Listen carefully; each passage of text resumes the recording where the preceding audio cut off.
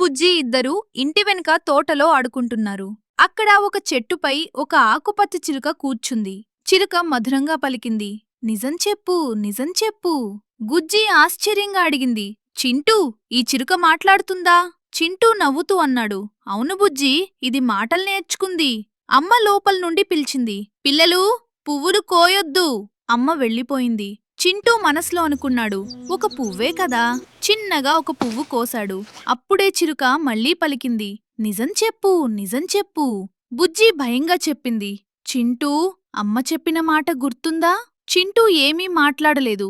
కొంతసేపటికి అమ్మ వచ్చి అడిగింది, తోటలో పువ్వులు కోసారా? చింటూ అబద్ధం చెప్పాలనుకున్నాడు. అప్పుడే చిలుక గట్టిగా పలికింది, నిజం చెప్పు, నిజం చెప్పు. చింటూ తల వంచి అన్నాడు, అమ్మా, నేనే ఒక పువ్వు కోసాను. అమ్మ కోపపడలేదు, మెల్లగా చెప్పింది, నిజం చెప్పావు కాబట్టి సంతోషం నాన్నా. కాని అమ్మ మాట వినాలి కదా. చింటూ చెప్పాడు, ఇంకెప్పుడూ అలా చేయనమ్మా. బుజ్జి చిలుకను చూసి నవ్వింది. ఈ చిలుక మనకి మంచి మాటలు నేర్పింది. చిలుక రెక్కలు ఆడిస్తూ పలికింది, నిజం, మంచిది. చింటూ బుజ్జి ఇద్దరూ ఆ మాటను మనసులో పెట్టుకున్నారు. కథ యొక్క నీతి, నిజం చెప్పడం ధైర్యం, మంచితనం. మీకీ కథ నచ్చితే అమ్మ చెప్పిన మాట ఛానల్ను తప్పకుండా సబ్స్క్రైబ్ చేయండి. ఇలాంటి మంచి మంచి నైతిక కథలు ఇంకా వస్తాయి.